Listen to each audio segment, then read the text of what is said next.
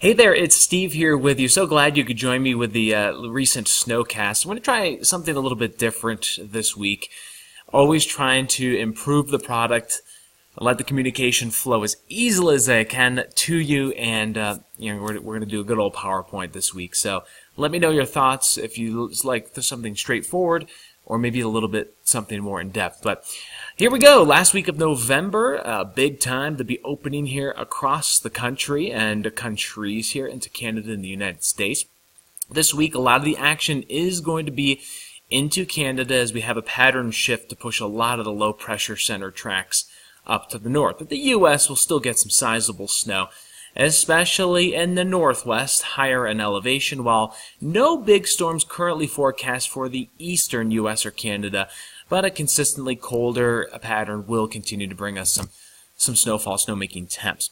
In the west, it's mostly Canada, especially, again, as you get into parts of Alberta and British Columbia, because that's where the coldest air is, and the moisture just continues to get pumped in through the weekend and really through the last week of November as well. By the last week of November, Monday and beyond, it does start to filter farther south. While it's going to be dry from California to Colorado through the weekend generally, it's Monday through Wednesday into the end of the month where we could get a little bit more snow.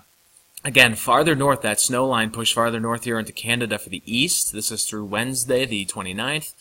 And we're going to have three fronts coming through: Wednesday, Saturday, Wednesday. And it may be a brief rain-snow mix, but behind each we could get up to a few inches. Generally, again, the pattern shift happening because we have this big bubble of warmth out west. All those reds indicate warmer than average temps, cooler in the east, which is good for snowmaking and lake effect, and also maybe you can get a little coastal low to develop. That's what our hopes are across the east. Thanksgiving Day, you can really see this here across the western U.S. You see this N shape. This is generally the pattern that's going to continue. Big ridge, it's record heat here across the southwest. It pushes the jet up here, and the storm tracks kind of filter in this top left to bottom right, and they carve themselves out with cooler weather across the east coast. That looks like it's going to continue. You'll see this here Wednesday, that western system, mostly rain across the northwest, snow levels about 8,000 feet. A little bit of light snow here in the east. I mentioned snow levels here in the Pacific Northwest. This is for the U.S. on the right, Washington, Oregon, Idaho. It starts high Wednesday, 8,000 feet. That means rain up to about 8,000 feet. Above that, you get some snow. But the snow levels will be dropping, so accumulations more so to lower elevations Thursday, Friday, especially into the weekend. Much colder in Canada. It really drops Friday, Saturday, Sunday. Looks like much better, conducive weather for the weekend for snow. So Thanksgiving, again, is mainly rain, but higher elevation snow here in the west. In the east, again, some lighter flurries. Friday, another low that's kind of, again, coming into Canada, tracking down to the bottom right, down to the south and east. We're going to hope that this combines a little more on Saturday. As of this taping, these two lows are staying apart. But if they come together more closely, you could have heavier precipitation. So that's something to watch for Saturday. For now, it's kind of a light rain-snow mix, still active in the west. Sunday, that front comes through. You get lake effect snow coming in, top left to bottom right here. And then still in the west, you have more of these fronts coming in, giving us some cooler weather and still steady precip.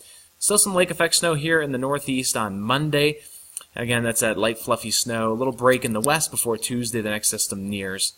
And again, we're mainly talking about those Canadian line lows right along the international border. So for the east, again, we're going to pick up some snow accumulation through the week. No big storms, so we're mainly talking about 2 to 6 inches here.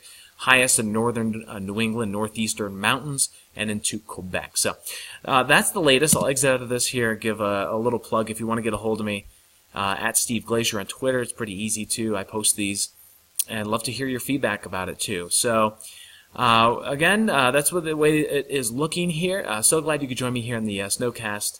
Next week, we'll be back. Talk about what's upcoming for that week.